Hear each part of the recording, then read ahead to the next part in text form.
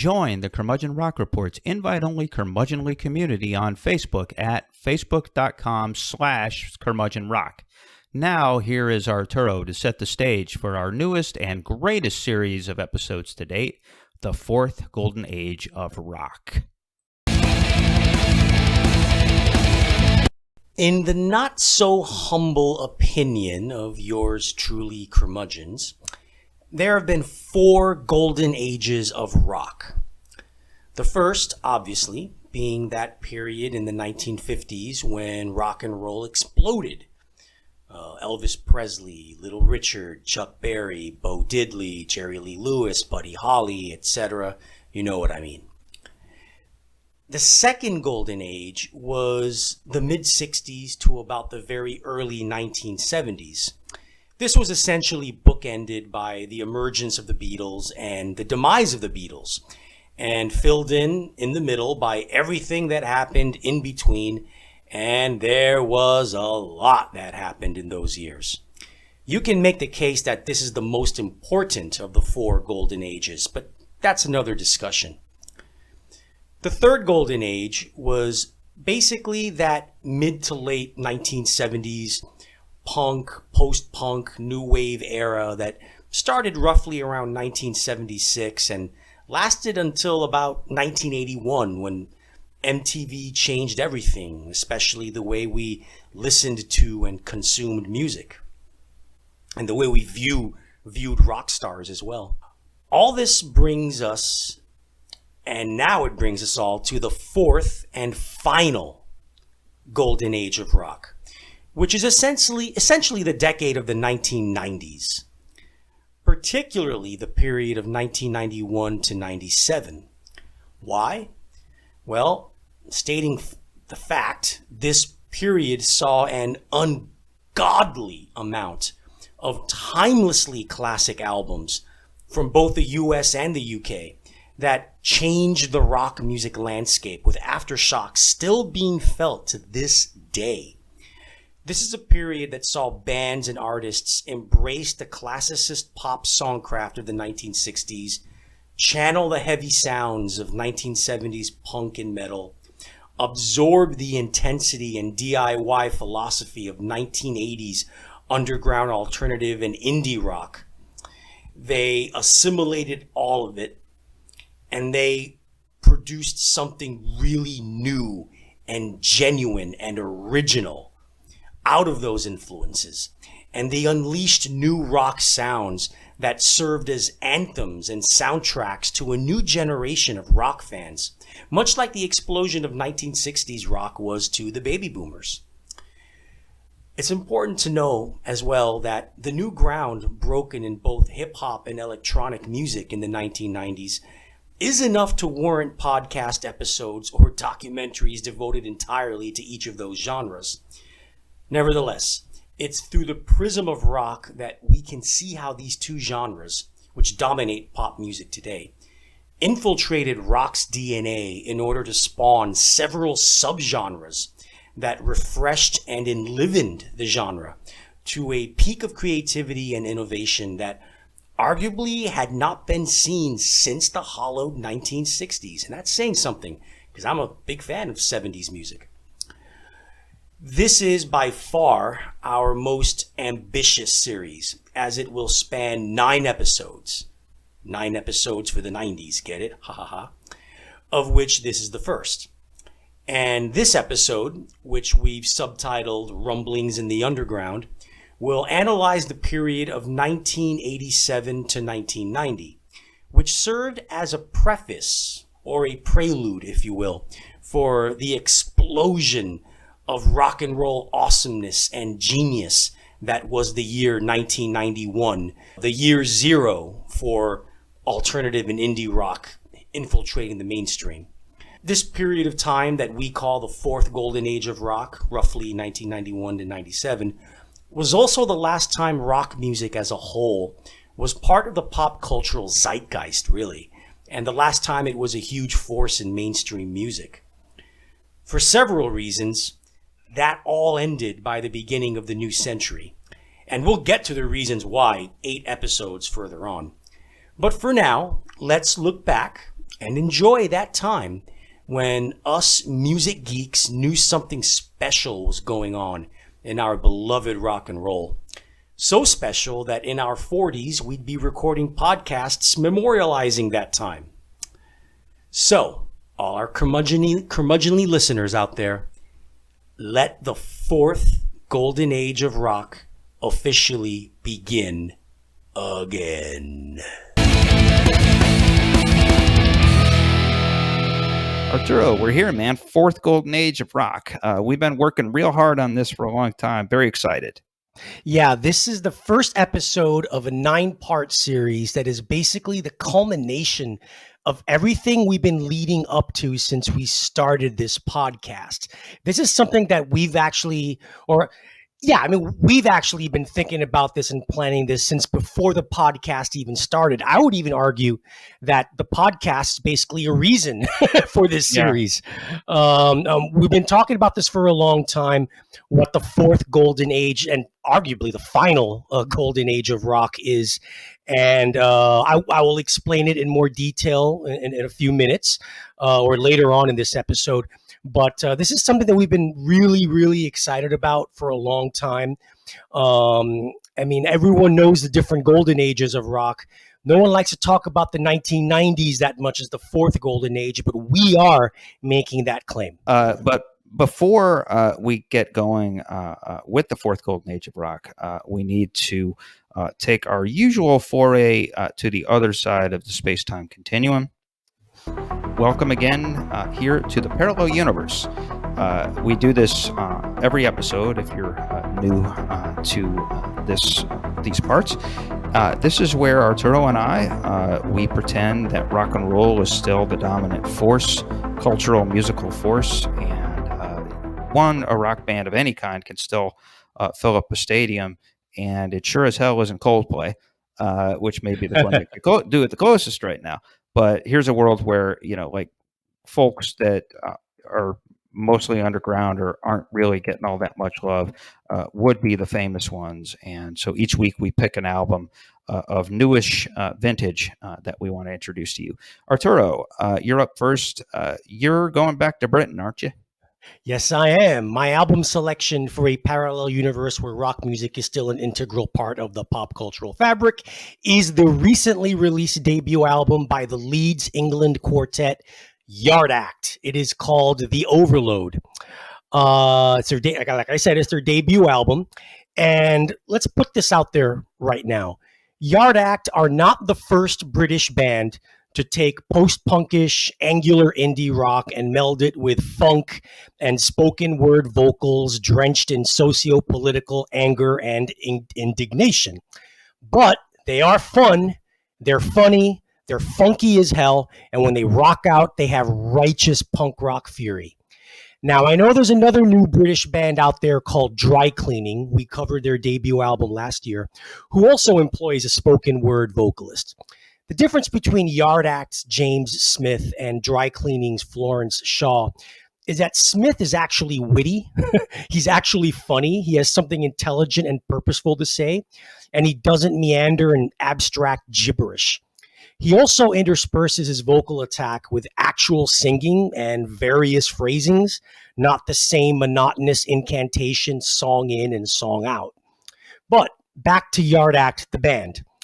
This is a classic case of a Gen Z band reclaiming British indie rock from the doldrums and redefining it for a new generation with their own stamp on it. After listening to the album and finally absorbing Smith's character narratives of a culturally dying Britain, you get the sense that this is the band you wish Arctic Monkeys would have evolved into rather than the hipster posers that they've become. See some good tracks. Okay. You got the murky funk of Dead Horse, one of the best tracks on the album. It tackles the issue of British identity better than any song in recent memory. You cannot beat lines like this. The last bastion of hope this once great nation had left was good music, but we didn't nurture it, instead choosing to ignore it. Yes, we've been trapped by the same crowd that don't like it unless they've heard it before, leaving me stuck flogging my progressive dead horse.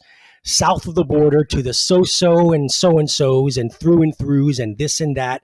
I'm buttered breads and proud of it, whose values flit whenever it fucking suits them, and we're supposed to let it slide because the press have normalized the idea that racism is something we should humor. Another standout track, Payday, excoriates middle and upper class dandies who fetishize the lifestyle of the poor and the lower classes, while it grooves along on a sharp as fuck funk that breaks down into jittery synth stabs reminiscent of that lost great UK post-punk band from the early 1980s, This Heat. I guarantee you, folks, this is the only podcast in music podcast land that will mention This Heat. Yep. A more cynical person would say that this is just a more musically polished version of The Fall with more comprehensible lyrics. Well, to me, that sounds like a winning formula for the best debut album of the year so far. What say you, Cristobal? Yeah, actually, I was thinking the Arctic Monkeys and The Fall as well. Here is what I would offer folks. This is you couldn't, and this was a happy accident. Last episode, we spent about 10 minutes absolutely flambeing this other Gen Z kind of spoken wordish, kind of avant band that we both think is a heap of shit called Black Country New Road. And so that is Gen Z getting this kind of shtick wrong. This album is Gen Z getting this kind of shtick very right. Yeah, and so it's definitely worth noting that contrast. I will say this. You mentioned dry cleaning. There's this new tendency in British rock. Like I said, all of a sudden there's a speak singing or spoken word kind of where the front man does its. There's monologia with great music, but monologia, and so I think this band fits somewhere between Slayford Mods, which is the best at doing it. They're just a fun, just brilliantly original band. And then, like on the other extreme, would be Dry Cleaning, which I covered on the Parallel Universe about a year ago, and kind of damned it with faint praise. I thought that it was certainly worthy of attention and coverage, but ultimately, like you said, is just a bunch of gibberish. So, yeah, enjoyable album, funny. Actually, does have a few things to say, and it's much better than Black Country New Road. So, hey, I could say worse things. So we go from Great Britain and we come back to the U.S. and specifically Austin, Texas. And I am going to be talking about the new album by, of all bands, Spoon, Lucifer on the Sofa. And I say of all bands because I know a lot of you out there will probably be saying at this point, so Chris, why the hell are you covering Spoon in the Parallel Universe? We all know that band. We all know they're pretty much legendary at this point. Austin becoming cool and on the vanguard again and all of that. Hell, you could say their early stuff helped define a major part of our adult soundtrack. Hey, I just listened to I Turned My Camera On in the car just today. Fair points. But tell me this. What can you tell me about the albums they put out most recently before 2022? Can you name a truly classic song of theirs that came out after The Underdog from 2007's Ga Ga Ga Ga Ga? Again, that's before this year. Well, here we are, and let me retort officially. Spoon's Lucifer on the Sofa, released on February 11th, is by far the band's best album since Ga Ga Ga Ga Ga. Hell, I'd contend this thing is even better than that one, and comes pretty damn close to matching 2005's Gimme Fiction. Yeah, I actually do mean that. Britt Daniel is writing and playing like he means it again after a couple of flop albums in the last decade. Now, that's a gift to the rest of us. I think you can count on the number of singular and truly original voices in this amorphous thing that we call indie rock on maybe 8 hands total, maximum 10 hands. These are the fingerprints, if you will. And one of those sets of indie rock fingerprints absolutely belongs to Britt Daniel.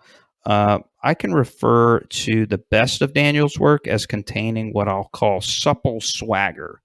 As a songwriter and band leader, he makes what he does just sound so effortless, almost like it's disembodied. On Lucifer on the Sofa, songs like the snappy and snippy, The Hardest Cut, the sensual swinger Wild, and the unbelievably confident title track with its horns and echoing keys and a quirky but perfectly placed melody that God himself might as well have inserted there, restore Daniel's mastery. Now, like I would think most of you from just hearing this, I really didn't see this coming. I thought we'd get more phoned in spoon by numbers, which we'd been getting the last couple of records. Nope. And here's the most surprising thing. I don't think they've ever rocked harder than they do here at its most forceful moments. I mean, the drums just land harder and more brutally. The guitars crunch more convincingly. And everything else just has what I guess I can call a bit of a menace to it. And that is even including the ballads. So yeah, I did just cover a Spoon album here in the Curmudgeon Rocks Parallel Universe. That is not my fault. Blame Britt Daniel and Spoon. Go listen to this awesome album as soon as you can. Arturo, I have a feeling that you may not disagree, but you're probably more lukewarm. No, actually, this album has warmed up on me a lot. I think it's a really, really great record. Two things I want to say about why we're talking about Spoon in the parallel universe. Yes, we are, because in a parallel universe where rock music, real good rock music, were still a thing, Spoon would be a stadium band on the level of Coldplay. Okay. There you go. Yeah. So that's why we're talking about Spoon in the parallel universe. Spoon doesn't play venues that contain more than 2,000 people. They should have been much bigger. The second thing I want to say is that about this album, Lucifer on the Sofa, it's a testament to how location can make a difference. Spoon in 2010, they put out their album Transference. And that was that produced a moderate hit for them on rock radio called The Mystery Zone. Not a huge hit, mind you, but it got some airplay, and it was their highest charting album at that point at that time. And then after Transference, they moved to Los Angeles. And moving to LA coincided with the release of two albums, 2014's They Want My Soul, 2017's Hot Thoughts. Neither of them were very good. Spoon always were known for this sharp, really tight, metronomically rhythmic, really sharp, precise sounds. And with these two albums, they kind of went into that, typically they made, in my opinion, a few too many conventions to indie rock or indie pop by doing delving a little too much into a moody, mellow, ethereal, droning synths kind of indie rock that has been the de rigueur for the last decade. Yeah, that's fair. And that coincided with them going to LA. They went to LA and they kind of sort of sold out with those two records, trying to be a conventional indie pop band or indie rock, I guess, using the loose terms, more of indie pop.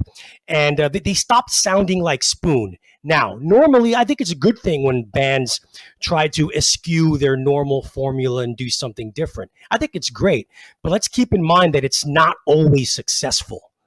It doesn't always work. And in Spoon's case, it didn't really work. And those two albums are not very good. Guess what? Last year, during a pandemic era, they moved back to Austin, Texas. Mm-hmm. Lo and behold, guitars are back. Yep. And a whole lot of them. And that's what we get with Lucifer on the Sofa, which is, I think, at least their best album since Transference. I think it may be a little better than Ga Ga Ga Ga Ga, but it's definitely their best album since Transference.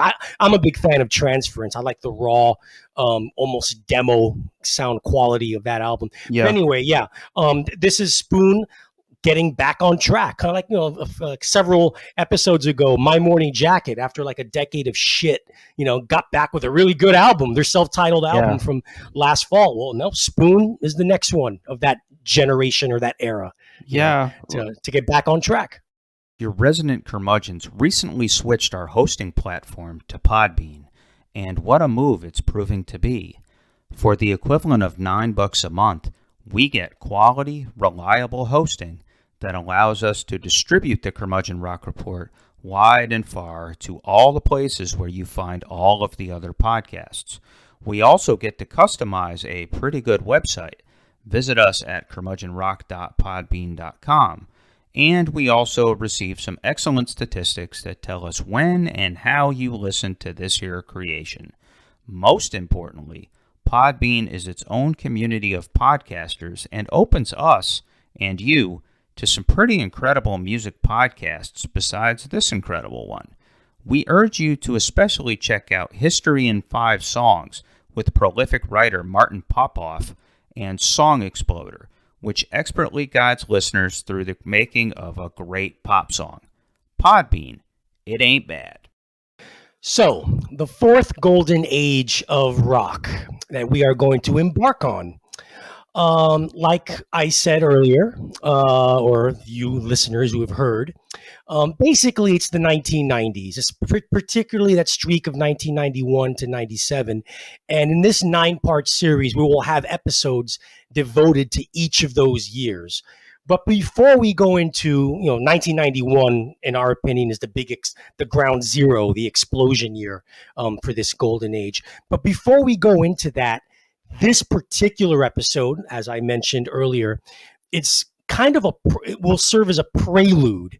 We're not doing countdowns, 10, 9, 8, 7, 6, nothing like that. But we are doing 10 segments / movements / events that led or dovetailed into the explosion of the fourth golden age of rock that started in 1991. And as we've mentioned earlier, we're covering the years 1987 to 1990, talking about not just the events, the subgenre scenes that were going on, the important albums, the important bands and artists, and just overall everything during these few years that kind of fed into what became the fourth golden age of rock, and why these events, these albums, these artists, these scenes, the births of these subgenres, why they were so important. So that's what this episode is. We're going to go into 10 important events / movements / segments, not counting them down, just saying what they were that really, really helped give birth to the fourth golden age of rock. And so, Arturo, start us off. Yeah, the first segment that we really need to talk about is a segment that I call Sickness in Seattle. As you can guess, it's the whole grunge thing, and anytime you're talking about the fourth golden age of rock, the 1990s, you got to start with grunge and you got to start with Seattle. So much has already been written and filmed about the grunge rock scene that emerged in Seattle in the 1980s. And the one question people keep coming back to is why? Why did this happen in Seattle? Why did this, at the time, unfashionable and for some unfathomable hybrid of punk rock and heavy metal that would revolutionize rock for the next decade, ushering in the genre's fourth golden age, why did it originate in this unfashionable city? And why did it have such a strong grip on a generation of music fans, proving to be a transformational moment in millions of young people's musical tastes? The answer to the latter will come in the next installment of our fourth golden age series that will focus on the year 1991. As for the former question as to why, Doug Prey's wonderful 1996 documentary Hype and 2 oral history books, Greg Prado's Grunge is Dead, The Oral History of Seattle Rock Music from 2009, and Mark Yarm's Everybody Loves Our Town, A History of Grunge from 2011, they all came to a basic conclusion that can be summed up in 2 words: weather, location. First, let's talk about weather. I've never been to Seattle or the Pacific Northwest in general, but one thing I know is that it rains there a lot, a hell of a lot. And sometimes it snows a lot too. The film Hype, with all the people it interviewed, does a really good job of illustrating how hermetic social scenes in Seattle can be.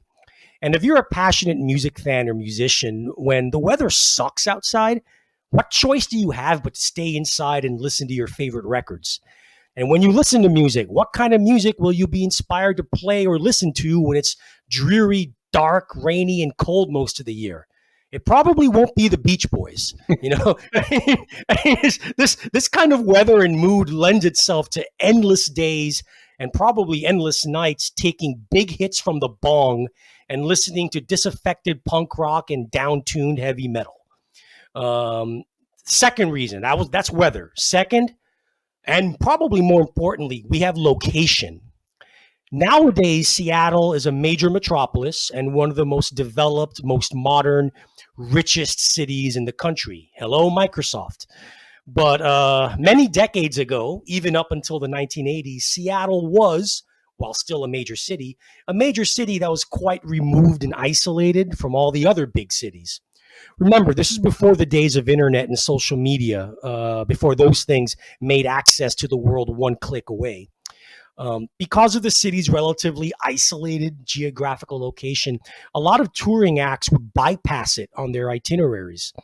And while this sucked if you were a music lover, this situation had an added blessing in that it forced the local music scene to self-actualize itself. It forced the artists and the musicians in the scene to be more aggressive in creating their own music, putting on their own shows, and because no one was really paying attention at the time, being bolder in creating and developing new forms in rock music that both orthodox punkers and orthodox metalheads would have found blasphemous. The scene that developed in Seattle numbered countless bands, and it was an incestual scene too. Band members jumped from one band to another band at the drop of a hat while still remaining in their nominal band. But as far as the phenomenon called grunge is concerned and its nascent stage in the mid-1980s, the nexus really revolved around 3 bands: the Melvins, Green River, and Soundgarden. In our last episode that memorialized the career and legacy of Soundgarden, we briefly touched on descriptions of these bands since they all appeared on the Deep Six compilation from 1986. That was essentially the first grunge album released. To reiterate, Green River are now known more for who was in the band than for their music. Vocalist Mark R.E.M and guitarist Steve Turner would go on to form Mudhoney, and bassist Jeff Ament and guitarist Stone Gossard would go on to form Mother Love Bone, the latter of whom would fracture and reform as Pearl Jam. Musically, Green River, that is, were a low-down and dirty hybrid of 1970s style cock rock a la Aerosmith with loads of punk rock attitude and energy. I've mentioned that the Deep Six compilation from '86 was the first grunge album released, but Green River's debut EP from 1985, Come On Down, was the first ever grunge release. Their only album was really 1988's Rehab Doll on Sub Pop Records, and I put the word album in quotation marks because that record was essentially a compilation of recordings they made right before they broke up, almost a year before it was released. Nevertheless, in Green River, you can already hear the musical DNA of grunge taking shape. The Melvins are always synonymous with grunge, and rightfully so because of the influence and impact they had on the Seattle scene. However, a cursory listen to their music reveals them to be a straight-up metal band. Sludge metal would be a more apt description, and that's where their connection to grunge would come in. They took the dewy riffage of Black Sabbath and augmented it with the swagger and the ferocious drive of hardcore punk, particularly Black Flag. In the last episode, we eulogized and dived deep into Soundgarden, so without too much repetition, let's just say Soundgarden were probably the most quintessentially grunge of the early grunge bands, with their fusion of a gloomy metal and gloomy punk peppered with shades of progressive rock. Chris, do you have any faves from this early grunge pool? I do. I think that the Melvins and Tad were doing some really gnarly stuff during this period. I know we talked about Tad a little bit on the last episode. That guy, I mean, if you just had a picture, a pictorial representation of grunge, all you have to do is put a fat guy in a plaid shirt and a wool cap in front of it, and that's Tad Doyle. And the greatest album title of all time, God's Balls. Yeah, absolutely. God's Balls. Yeah. And followed up by Salt Lick, which apparently it's like two sides of the same coin. Salt Lick and God's Balls. But I digress. Ultra Mega OK. We talked about it a lot on the last episode of our pack on this podcast. And also it's worth mentioning, the Jack Endino factory. He was the house producer for Sub Pop. We'd be remiss if we didn't mention Nirvana's Bleach, which is probably the greatest of the pre-grunge explosion albums. One thing that you didn't talk about, and I'm surprised that you didn't. So many years ago, as I'm sure you will fondly remember, you and I attended Syracuse University in Syracuse, New York. Many moons ago. And that city, my hometown, by the way, competes with Seattle for the fewest sunny days in a given year every year. We are the two darkest, dreariest, shittiest weather cities in America. Like you said, there it always rains. Syracuse, it either rains, snows, sleets, or, just water hangs in the air. I'm sure it's the same thing in Seattle. That said, you made a very good point.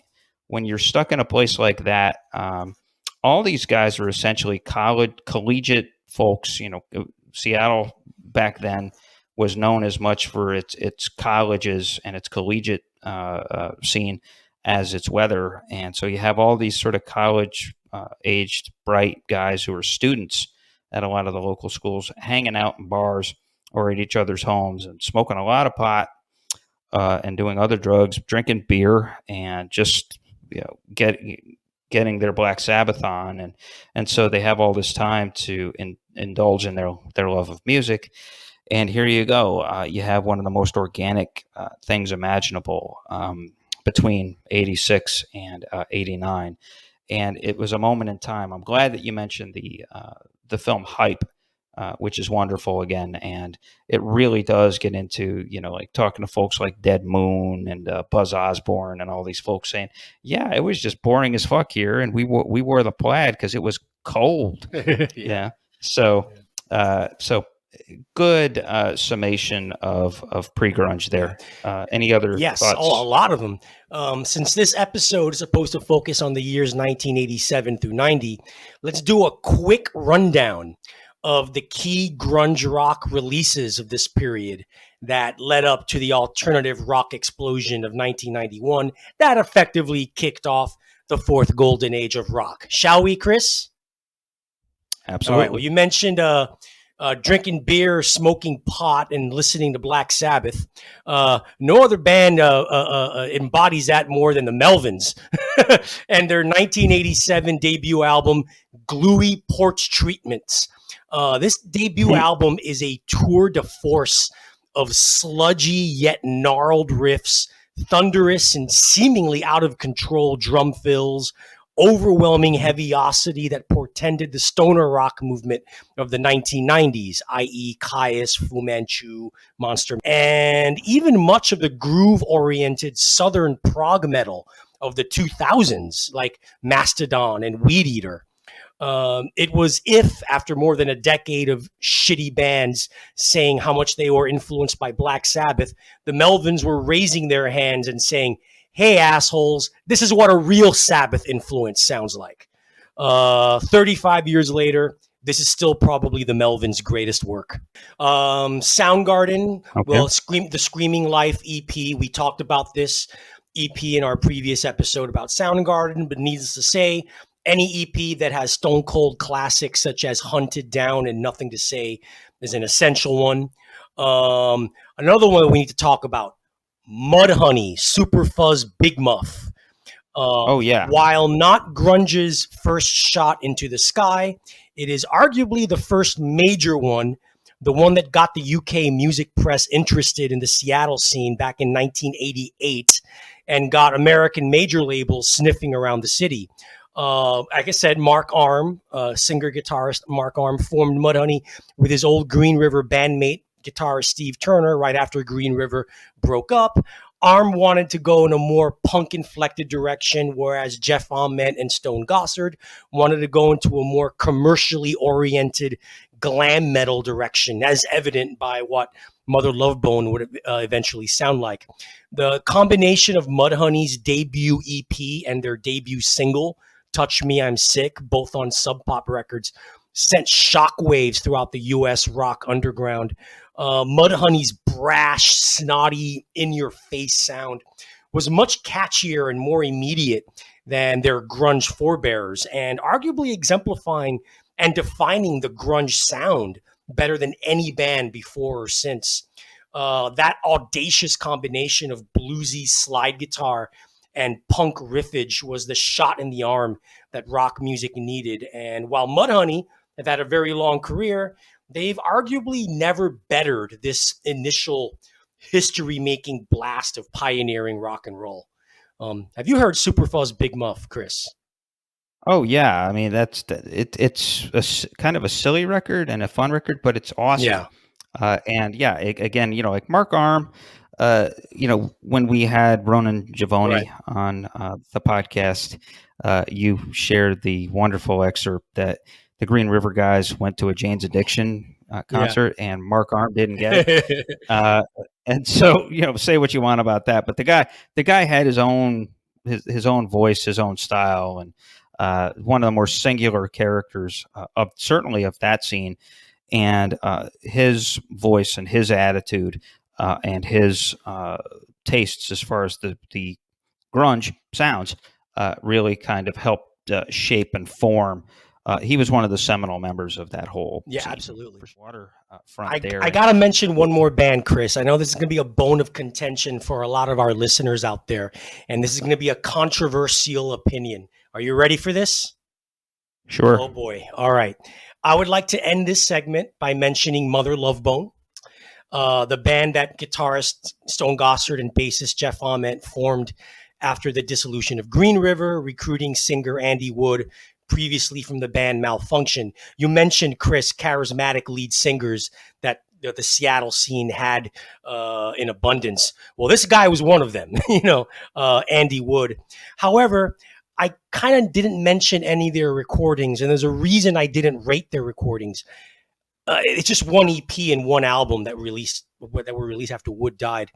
And I didn't mention that their recordings as essential pre-1991 grunge simply because I think they kind of sucked. Jack Endino, Skin Yard guitarist and Seattle producer, virtually everyone, like you said, Mudhoney's Mark R.E.M and Soundgarden guitarist Kim Thayil have all gone on record saying that not only were they not fans of Mother Love Bone, but that Mother Love Bone were essentially a slightly Seattleized version of LA glam metal. Thayil in particular makes a point in Greg Prado's book, Grunge is Dead, that he much preferred Andy Wood's previous band, Malfunction, which could be effectively described as punk rock Kiss. The reason he gave for this preference, which I wholeheartedly agree with, is that with Malfunction, there was a wink-wink, tongue-in-cheek factor to the band. They were goofing on rock cliches while glorifying them as well, always making sure the audience was in on the joke. Whereas Mother Love Bone, they lacked this self-consciousness. They actively tried to appeal to the spectrum of rock fandom that was enthralled to the MTV-driven fascination with Los Angeles hair metal. And this was understandable. After Green River, who never had any real success at all, broke up over creative differences, Ament and Gossard wanted to quote-unquote make it as a big rock band, and glam metal, particularly of the kind heavily informed by Aerosmith and Kiss, both Gossard and Ament faves, was the way to go.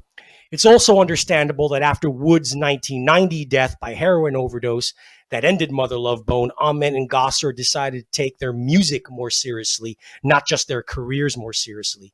For as tragic as Wood's death was, it was the catalyst for Gossard and Amen's creative spark of songwriting, particularly Gossard's, that would result in the darker, more mature, more original sounds that would prove to be the perfect canvas for Eddie Vedder's tortured lyrics and moving voice in the band that would become Pearl Jam.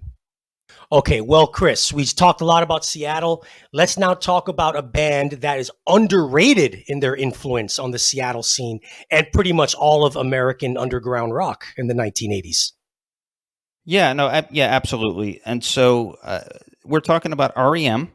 I think you may have heard of them. They're this little band from Athens, Georgia.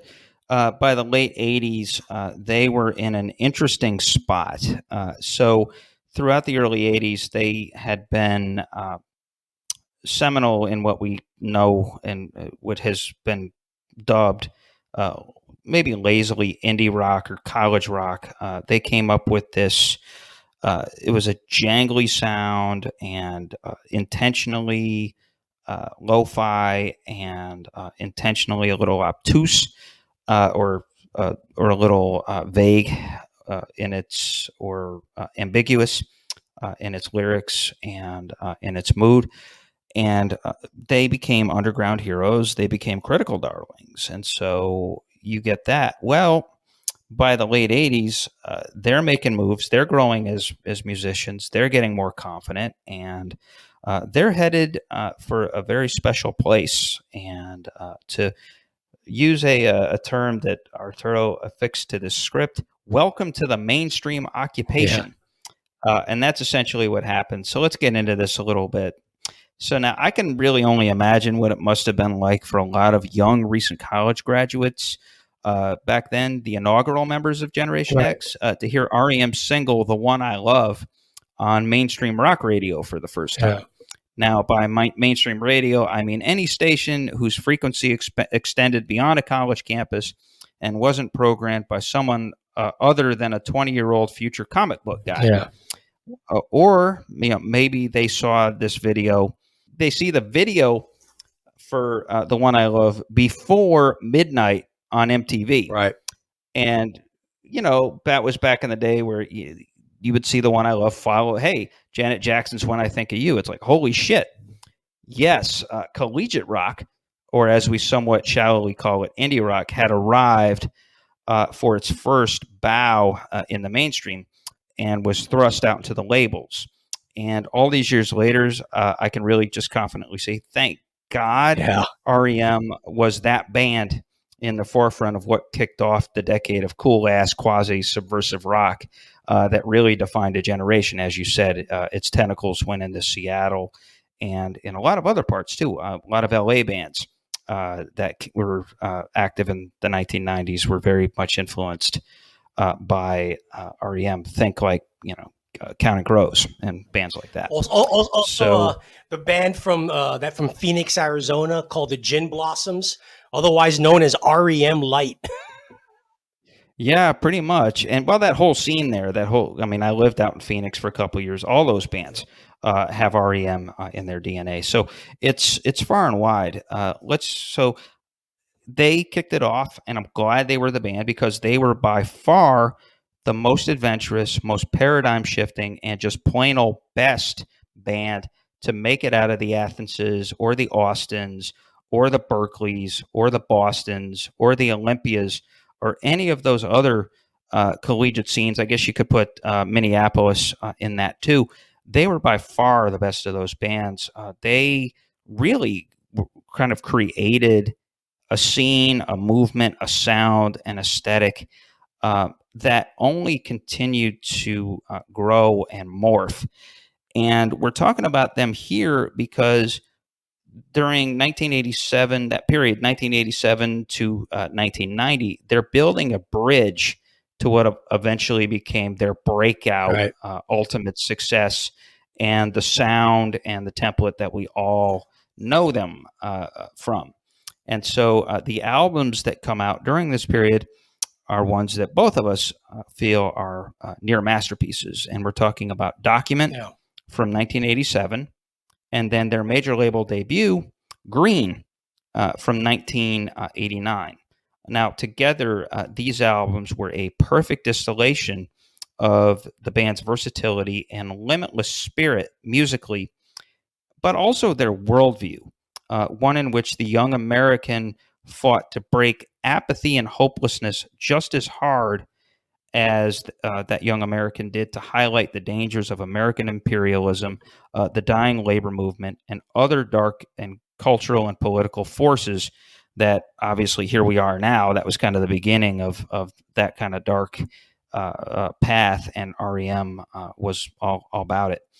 So this predated their zenith, Right. which was really 1991's Out of Time. And so what you see again, Document and Green are building this bridge, and they're going from that sort of lo-fi, in-your-face approach with the more ironic jangles and bangs and claps, which are, to me, most notable and best on Life's Rich Pageant, which was in 1986, to the more self-assured and braver face of Out of Time. And so that's a 5-year window with these two albums. Now, the songs on Document and Green sound immediate and urgent. Especially Document starts off with Finest Work Song, which must have been a shock for a lot of people. Loud, just intense, banging riff, kind of in your face with those drum drops, and just very anthemic chorus, just big. Whereas before they had been kind of, they were the band that did Radio Free Europe and Driver 8, and Don't Fall on Me, and those things. And yes, there might have been a little bit of bombastic filament in there, but it wasn't actually bombastic. And here they just out of the gate are there. And so they have that immediacy and urgency and noise. But also these songs, they challenge convention even as they serve up big, buoyant, glorious pop hooks. The rockers rock much harder than they ever had, and the more plaintive stuff was now really, really pretty. Great example of this is World Leader Pretend from Green. Just beautiful song. And also, this is the beginning in earnest of Mandolin Peter Buck. Yeah. Mandolin Peter Buck, if you know nothing else about Peter Buck, you know Mandolin Peter Buck from Losing My Religion and other songs from the 90s. Now, again, R.E.M. had a voice, a sound, and a purpose in their music, and absolute dynamite in the form of Michael Stipe's lyrics and persona, and that all of which undoubtedly influenced many, many, many of the bands that we'll talk about over the remainder of these fourth Golden Age of Rock episodes. Arturo, what is your take on R.E.M.? I think, again, these two albums are a great 1-2 setup. I mean, so the idea, they're kind of like the two starting pitchers that come in, and then you have the wonderful, like the Mariano Rivera of Out of Time and Automatic for the People. I mean, I kind of see that it's ultimately just sort of setting the table for what made them famous and brought all of this into the mainstream. Yeah, honestly, the way I like to rearrange the succession of albums a little bit. I see Life's Rich Pageant as part 1, Document part 2, Green part 3 of this bridge, because Life's Rich Pageant is the album where Peter Buck's guitar playing stopped being so jangly and started getting more riffy. And you started hearing that on Life's Rich Pageant, a lot of it actually, in album songs like Begin to Begin, These Days. Those are some heavy rocking songs. That's where we started getting more riffy. Michael Stipe started enunciating his lyrics more with Life's Rich Pageant. He wasn't mumbling as much. I think there's a notable difference between Fables of the Reconstruction in 85 and Stipe's vocals in that, and Stipe's vocals in Pageant in 86. Definitely true. And of course, his lyrics became a little more overtly political and more social commentary in it.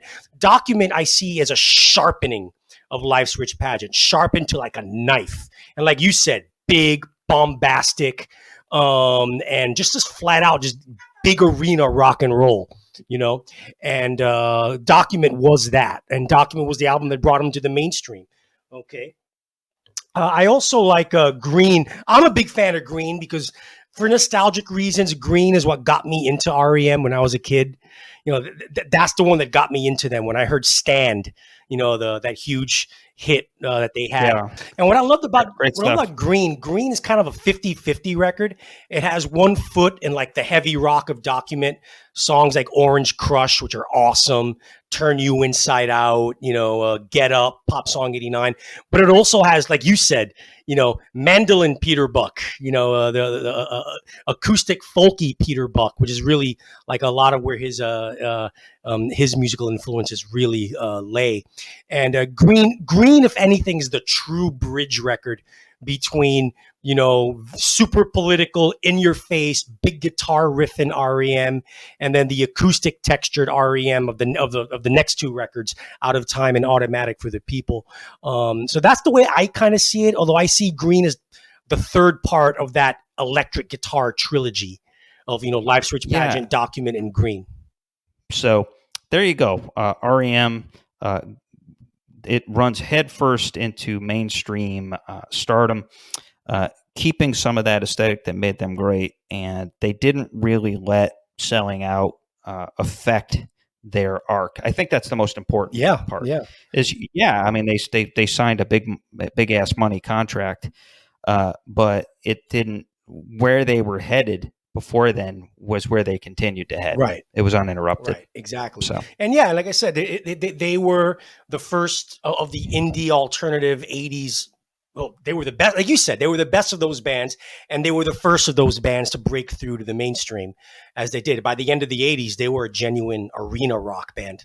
So, all right. Yep. So speaking of arena rock, we'll talk about our next little segment here, as I call it, Make It Funky.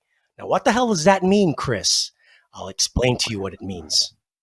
Okay, right. By all means, go ahead. So in 1994, we're going to the future a little bit here, Korn released their self-titled debut album.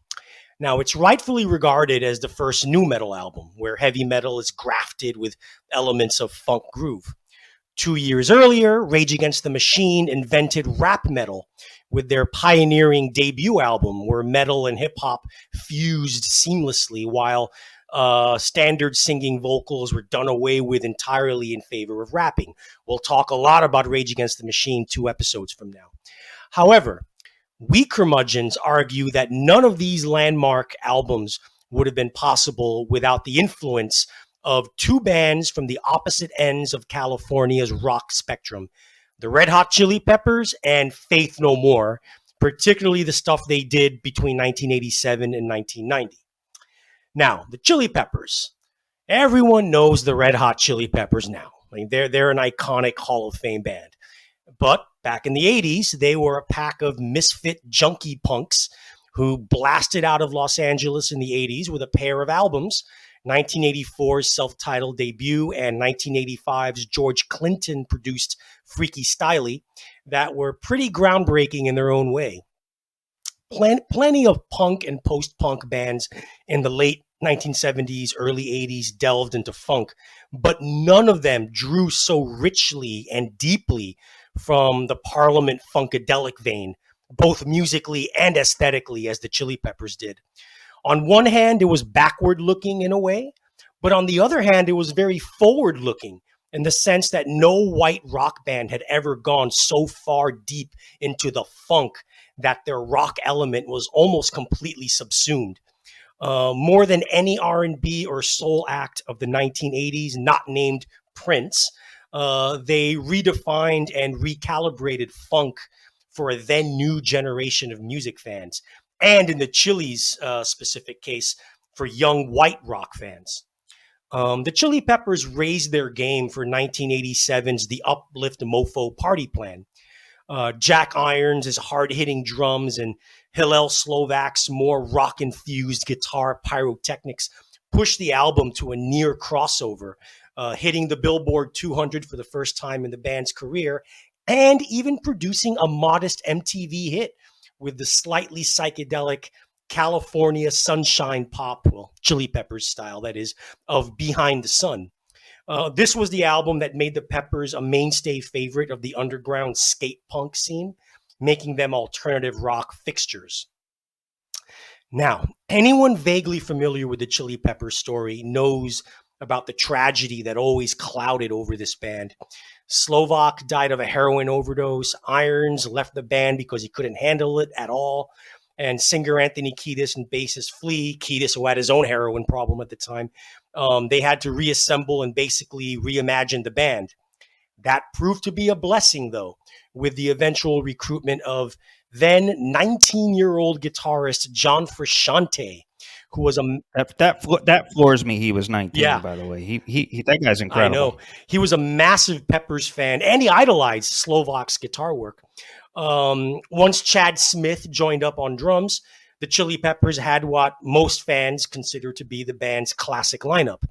The result was what at least this curmudgeon considers to be their first masterpiece album, 1989's Mother's Milk. Michael Beinhorn's slightly muffled production really cannot conceal the sheer power of this new band. The funk is on steroids. The rock guitar sound is on steroids. The songwriting is improved by leaps and bounds.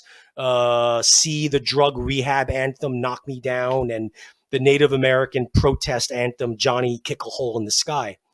The band also embraced punk rock elements of thrash metal more than on any album before or since. For example, the maniacally intense Nobody Weird Like Me and the MTV diss track Punk Rock Classic. The album was also a definite crossover hit, hitting number 52 on the Billboard album chart and producing a genuine rock radio hit with their ferocious cover of Stevie Wonder's Higher Ground, to this day one of the Chili Peppers' biggest hits and defining songs. The Uplift Mofo Party Plan and Mother's Milk were the band's last two albums for EMI Records before they moved on to greener pastures on Warner Brothers. But they were pivotal albums in the band's career in that they nudged the band into the mainstream, setting up the massive success with their following album, which we'll talk about in the next episode, 1991. More importantly, their unique blend of punk, funk, and rap finally caught on to a wider audience, helping to make such an amalgam commonplace in 1990s rock. Chris, what do you think? Yeah, I mean, I absolutely agree. And as far as their influence, you mentioned something really, this is pivotal. Here you had a bunch of middle-class surfer punk dudes from Los Angeles that were able to do their own take on the funk and do it credibly to the point where, if I'm not mistaken, George Clinton himself produced Freaky Styley. And they just had, they did it credibly. And so they had their own aesthetic, like you said. The death of Hillel Slovak and the hiring of John Frusciante brought them to a level that I think folks that had heard their earlier stuff wouldn't have imagined. That stuff was good. It wasn't great. They didn't get great until Frusciante came there. And it's worth mentioning that in terms of the credibility, obviously there's a wonderful, grand history of white folks appropriating black music. That still kind of happens. It's kind of funny that at the forefront of the golden age, that's when you get Vanilla Ice. So it is worth mentioning. But anyway, Greg Tate, who was a wonderful rock critic and social commentator, analyst, thinker, intellectual. Greg Tate loved the Red Hot Chili Peppers. He actually reviewed their album Californication in Rolling Stone and fawned over it. And this idea of Anthony Kiedis being he's an example of one fine white boy who knows how to tap into his black soul and knows how to do the funk. So they were credible, and that's the most important thing. Hey folks, just wanted to jump off the train here for a minute since we just mentioned Greg Tate. Tate, who died this past December, was a co-founder in the mid-1980s of the Black Rock Coalition, which was formed to counter a still pervasive narrative that rock and roll was white dude music, while R&B and hip-hop were the black dude music. This despite the fact that Chuck Berry, Bo Diddley, Ike Turner, and a few other black musicians essentially created the rock and roll we recognize today. Well, the coalition was a chance for black rock musicians to assault those stereotypes and reclaim some of that quote-unquote lost black identity. The BRC's most notable and successful affiliate band in this pre-Fourth Golden Age period was Living Colour. If any band had proved the thesis that black folks could, did, and would always rock, it was Living Colour, whose prodigious lead guitarist, Vernon Reid, was another of BRC's co-founders. Yet, there's never been another album quite like Living Colour's Vivid from 1988. The swagger of young black New Yorkers of the era was there, and so was the rhythm, and through singer Corey Glover's amazing voice, so was the soul. But man, could they bash out, and man, could Reid shred. Clearly influenced by Hendrix, but clearly an original as well. There's a reason the single Cult of Personality will never leave the airwaves. It's one of the coolest, wildest, and most intense metal songs imaginable, and is also undeniably black music. Cult of Personality was a really neat feat. It arrived just prior to black music of all stripes and colors creeping into the mainstream and dominating the 90s. And it contained the aggression, texture, and social consciousness that would seep into nearly all of the music that defined the Fourth Golden Age of rock. The song was one hell of a prelude. And now, back to our regularly scheduled programming. And the other side of this make it funky spectrum, Chris, is the San Francisco band Faith No More. Just like the Chili Peppers, they emerged in the mid-1980s, but they differed in that they had more explicit heavy metal overtones in their sound without being full-on heavy metal. Roddy Bottum's keyboards and synthesizer flourishes gave their music breathing space that a lot of metal at the time didn't have. And also, while the funk was still prevalent in their sound, it was more subtle. The Chili Peppers colored their funk rock with major chord progressions, while Faith No More resided more in the land of minor chords. While original singer Chuck Mosley, their debut album, Introduce Yourself from 1987, yielded a big college radio hit with the ironic funk metal of We Care a Lot. While their musical template was already solidly in place when Mosley left in '88, new singer Mike Patton elevated their music to unforeseen heights, both artistically and creatively. A vocalist with astounding range and power, Patton could literally sing any style in the book, contributing the rich eclecticism that the band would explore in future records.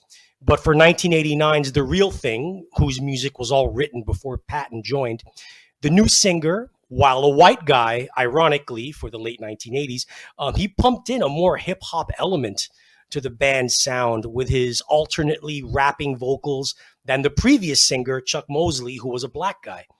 The band returned in kind by fine-tuning their funky rhythms to resemble more hip-hop rhythms in various spots in the music. Throw in Billy Gould's over-the-top slap bass sound, and you had the building blocks of nu metal right there. When the three key members of Korn, singer Jonathan Davis, bassist Fieldy, and guitarist Brian Welch, when they all attest to this particular album changing their lives musically, you know how important Faith No More was to the development of nu metal. True enough. Actually, I would argue it was the follow-up to The Real Thing that was the real progenitor of nu metal. But that is a discussion for 2 episodes from now. As far as The Real Thing is concerned, the album was a worldwide smash, with the single Epic being ubiquitous on MTV and effectively being the first monster rap metal hit song. It wasn't without controversy, though, all related to the Chili Peppers. I already mentioned how the Chili Peppers and Faith No More's ventures into blending rock with funk and hip-hop paralleled each other more than it being a case of one band ripping the other off. They really sounded different. Just listen to Yeah. both bands' music during this time. They were very different. However, if any of you out there in listener land get a chance, go on YouTube and check out the video for Epic, which the band did when Patton was just 20 years old. Here you have a wiry, vaguely athletic frontman with long, straight, dark hair who occasionally takes his shirt off and raps his verses in a chest-thumping macho style. It's all very Anthony Kiedis-ish. Yes, it is. He even dances a bit like Kiedis in the video. So it's easy to see why Kiedis was pissed off when the video took off. And he accused Patton, more so Patton than Faith No More, of ripping his style off from the older Chili Peppers frontman. This would be the beginning of a pretty vicious back and forth feud between the two singers that would eventually see Mr. Bungle, one of Patton's many ensuing side projects, impersonate the Red Hot Chili Peppers being high on drugs on stage. But that's fodder for another podcast. But for a brief moment in time, before the fourth golden age of rock took off in earnest, the Red Hot Chili Peppers and Faith No More made it cool and hip for the words rap and rock to not be mutually exclusive to each other.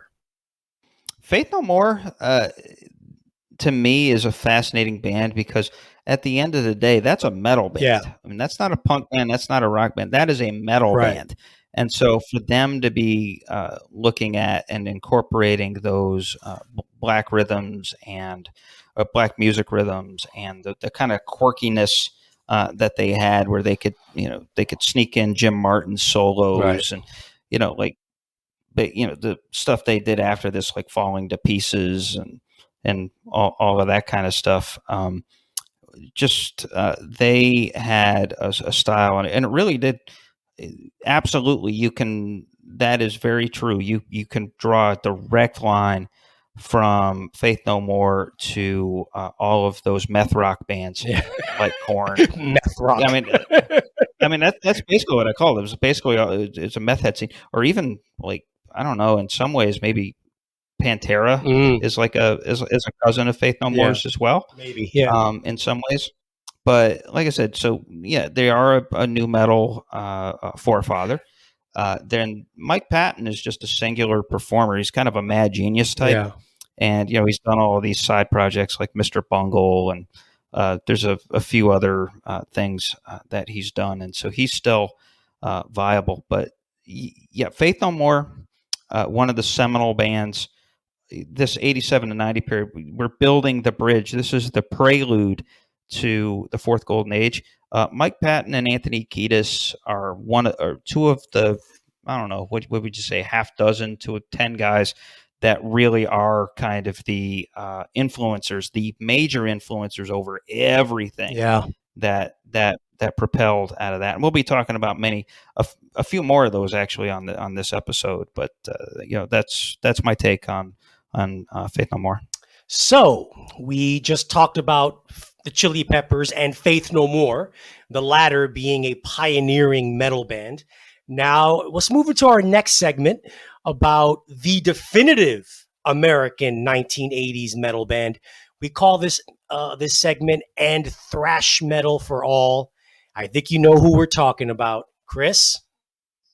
Yep, and we are talking about Metallica, but not just Metallica. We're talking, as we said, in thrash metal for all, speed metal, whatever you want to call it.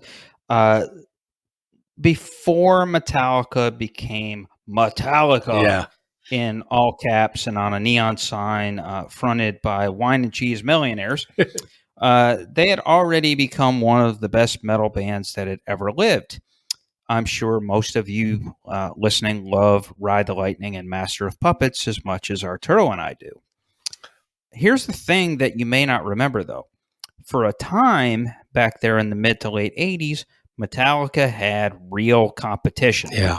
In fact, you could say that James Hetfield and his bandmates were one of four heads on a speed metal Mount Rushmore.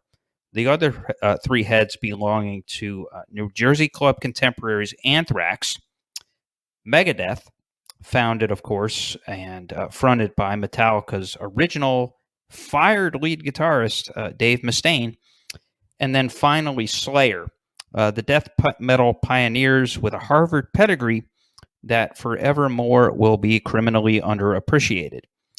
It was not until Metallica followed up Master of Puppets with the wonderfully played but shittily produced And Justice for All in 1988, and when the single One and its weird-ass video was played in heavy rotation on MTV, that Metallica became the chosen ones among the leather jacket, scraggly mustache, headbanging set, a lot of whom you got to figure probably grew up to vote for Donald Trump in 2016, but I digress.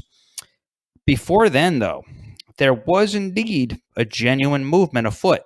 I mentioned the New Jersey clubs. That's where a lot of this starts. It's in the clubs of LA and San Francisco, and then just outside of New York. I know Metallica and Anthrax, they cut their teeth in clubs, small clubs in New Jersey, which begs the question, dude, could you imagine being in the audience for either an Anthrax show or Metallica at one of these? They're basically fucking like bars and with like 50 people in it or something. Could you just imagine being in that room? God.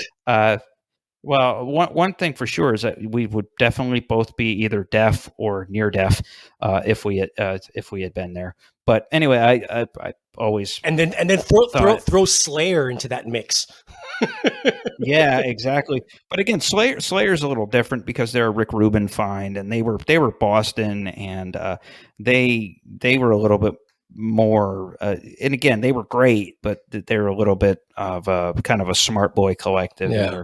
They're very not subversive, but what kind of they're challenging. They're almost like intellectually challenging band. But so let's go through this so that you had the genuine movement afoot here. So you've got Slayer that I just mentioned. They have their seminal death metal volume, Rain and Blood, which was definitely made with the goal of scaring your grandmother, which I think they succeeded on. Then from 1985, a little bit before that, Anthrax had Spreading the Disease. That's from 85, and that's a great record. It's assaultive and intense, but it also suggests that Hetfield and Ehrlich may have learned a trick or two from Scott Ian and his bandmates, including perhaps the self-conscious, radio-friendly nature that defended Metallica's 1990s work. I mean, if you listen to Spreading the Disease, Arturo, it's great riff album, very intense, but it also has vocals somewhere between Ian Gillis and Vince Neil. It's kind of hilarious in that sense, but still a great record. And then you had Megadeth, probably the worst of all these bands. But oddly enough, I do remember that their 1986 album, Peace Sells, But Who's Buying, got a lot, which is, by the way, I like that record, and I love that song. That album and the band got a lot of love from the after midnight programmers of MTV. Back in the day, MTV was wonderful because you had the during the day MTV, which was all the pop shit, and then the after midnight stuff, which was basically metal, live concerts, and alt rock and kind of college rock. And so that was the after midnight part of this. And without that after midnight stuff, we might not have a fourth golden age. So I actually have to give it up for MTV. Right.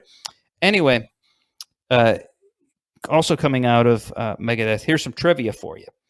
That bass line from the title song, Peace Sells, was featured prominently for years in those MTV news segments at the top of every hour. Oh. You know, that little doom doom doom doom doom doom.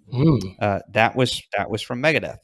Now, collectively, this speed metal scene and these bands served as a welcome alternative to the rising top of poppy, decadent hair metal. Right. Now, thankfully, these bands' influence won out in the end, as all of their surgical, musically impressive Mach 3 darkness eventually reminded people that it was Ozzy and Halford and Iron Maiden's Eddie and others, including the Flaming Boot era, Nikki Sixx, that all got them all into heavy metal in the fucking first place. Right. And it was not Janie Janie Lane, it was not Tracy Guns, and it was not Sebastian Bach. So they remembered where heavy metal done come from, and they were much more aligned spiritually. So here's a shout out to this pioneering genre that put Metallica in position to form the 1-2 punch along with Nirvana that killed hair metal like a Texas-sized roach. Yeah. Sound about right, Arturo? Yeah, I mean, and more importantly, it's the crossover rock, like mainstream rock radio success of the song One. That song got a lot of airplay on modern rock radio at the time. So I would say, if you want to pinpoint a moment, it's that the success of the One single that really was like one of the first nails in the coffin of shitty glam metal. Oh no, absolutely. You know, like I said, it was that song getting on MTV, and it's an incredible song. But getting on MTV and becoming that big hit, and kind of showing that you could do speed metal, and that the musical chops were there. Right. It was, you could have this notion of beautiful music, and intriguing art as like heavy metal by a bunch of alcoholic mullet guys. Yeah, exactly. Yeah. The only thing, I mean, like you nailed it on the head. And Justice for All, great music produced very badly, and more in 2 points. The two worst parts of it. Yeah, it's a very thin, compressed sound. It sounds like Spot from the SST Records produced it. It's what it sounds like. Metallica produced by Black Flag's producer is what it sounds like. But more importantly, the bass is gone.